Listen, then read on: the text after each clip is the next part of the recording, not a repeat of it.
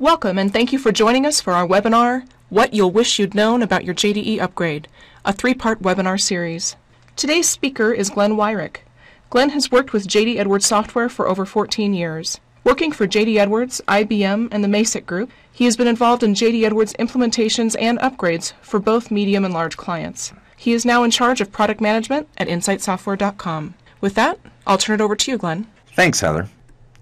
Today, for this session 2, we'll be talking about solving hard reporting requirements in a very simple way.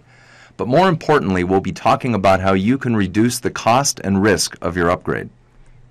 I'll start by referring to a quote that I used in the first session from CIO.com, where they say that ERP upgrades have only a 7% chance of coming in on time, on budget, and providing satisfying results. Now, in the first session, we focused primarily on providing satisfying results in the areas of user adoption, as well as really delivering access to the key kinds of business-critical information your user community will need immediately after go-live. If you didn't get a chance to catch that webinar, you can find it on insightsoftware.com/events/webinars, and look for the Session 1 version of this series. Today, we'll turn our focus towards things that can really impact the reduction of cost and risk on your upgrade. According to experts, including OAUG in a survey done earlier this year, key reasons for failure include failing to use clean data, in other words, not having good, clean production data before the conversion process begins.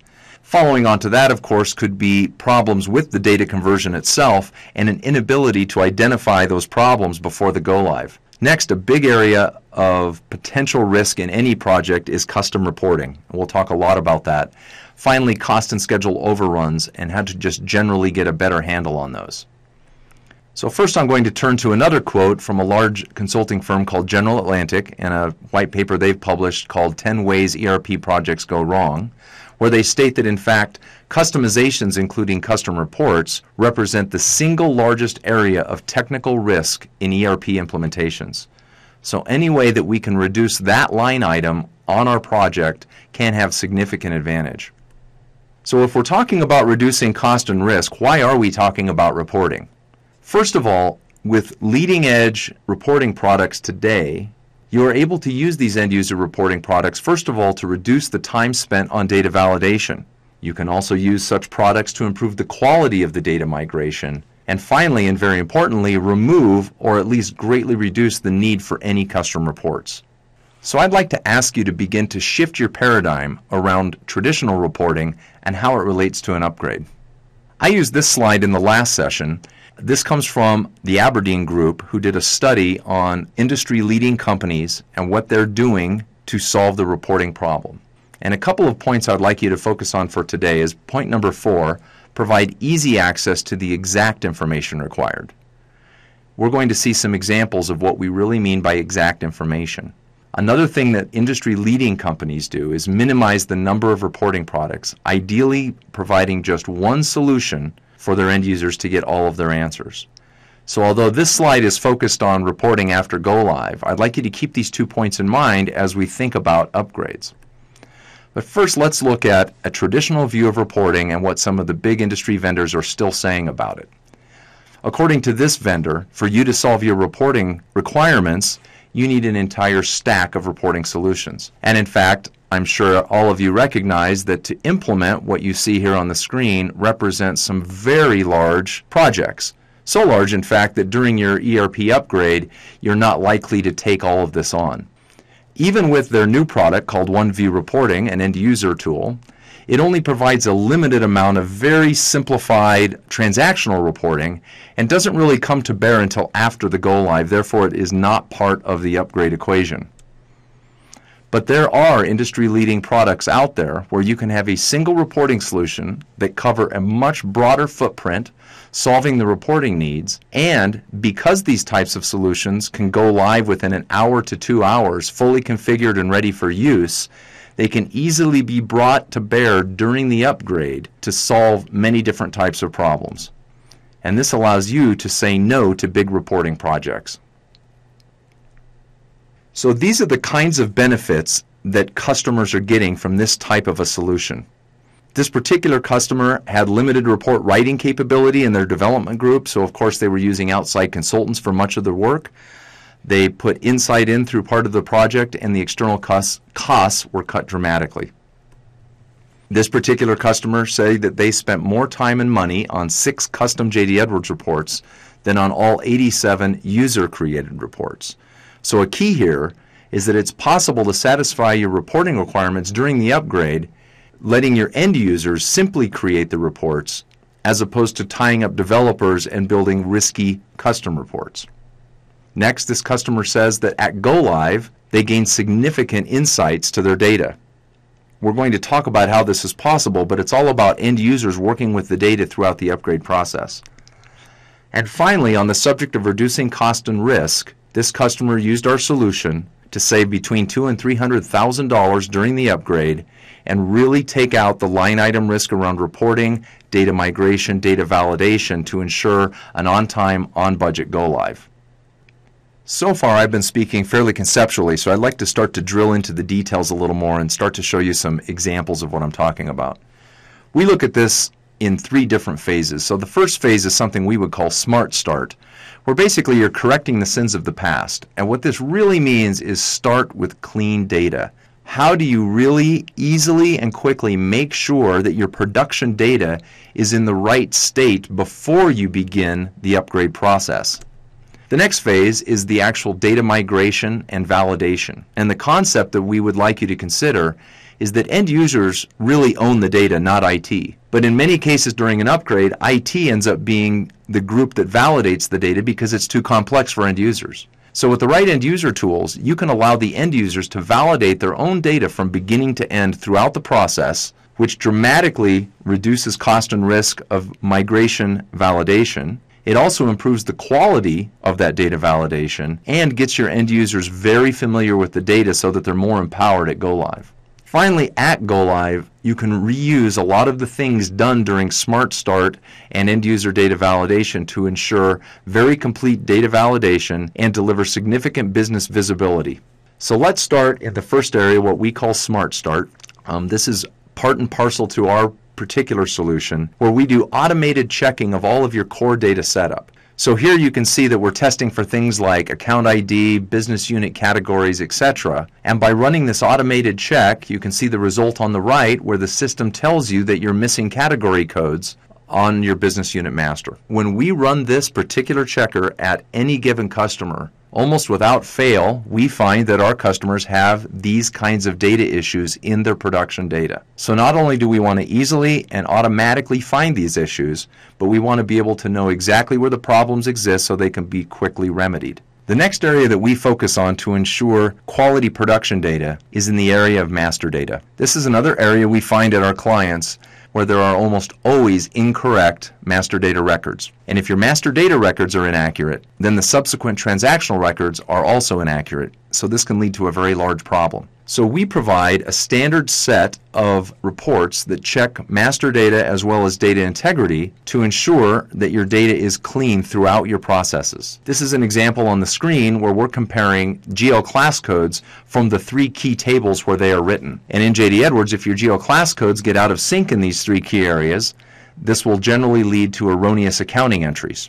So this is an exception report which highlights for me only the areas where I have a problem and directs me exactly to where the problem exists so I can quickly and easily clean it. Now using these sets of reports is really powerful because you can run it on your production data and you can also run it on your converted data to ensure that things stayed clean as the conversion process occurred. Now with a simple online reporting tool like OneView, you could build this as 3 separate reports. But that would not enable you to get this answer that we see on the screen. So this is another example of getting the exact information we need to answer the business requirement and why it's powerful to have a single reporting product that can combine complex sets of data in a way that's very simple for the end user. Now, although we provide this particular report as part of our product, an end user originally built this report in about 30 minutes with about 30 to 40 button clicks.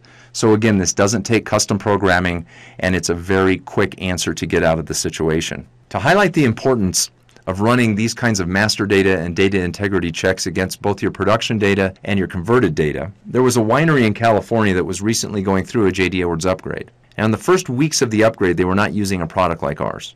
We were eventually brought in after some of their data had been converted.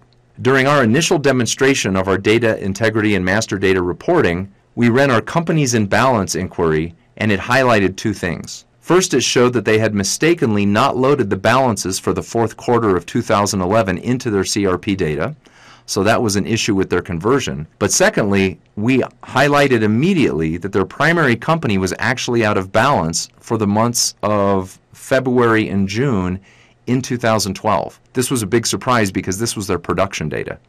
So that led them, of course, to go back and resolve the production data issues, get that company in balance, and then reconvert the data, saving them hours of headache down the road.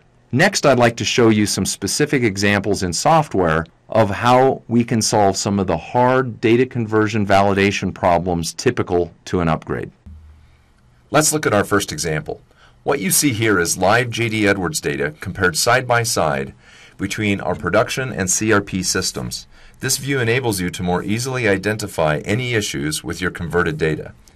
In our environment, our production data comes from Enterprise 1 version 8.10 and is shown to the left of this line, and on the right here is our CRP system, Enterprise 1 version 9.0 data.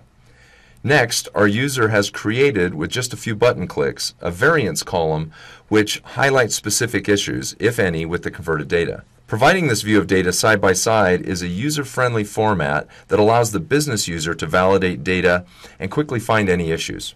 To give you an idea of the effort required to provide this view, I created this yesterday.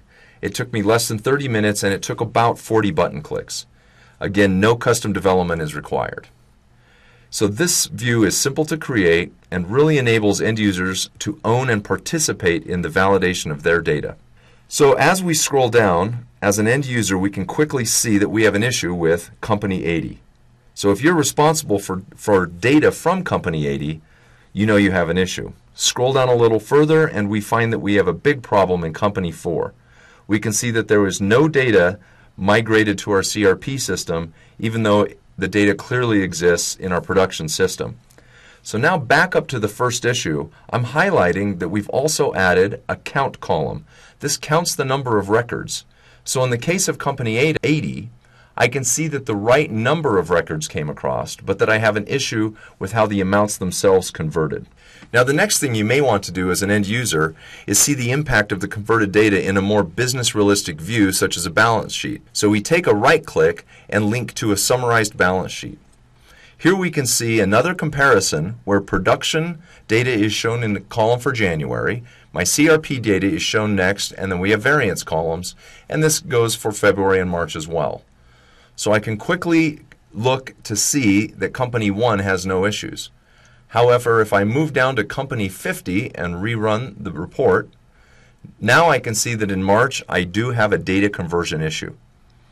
So here we may want to drill down to the details and further investigate what has caused this problem. This example highlights how not only you can more easily identify issues in your conversion, but also how you can empower business users to participate in that validation. In this next example, we want to show how we can simply solve a problem that is typically challenging.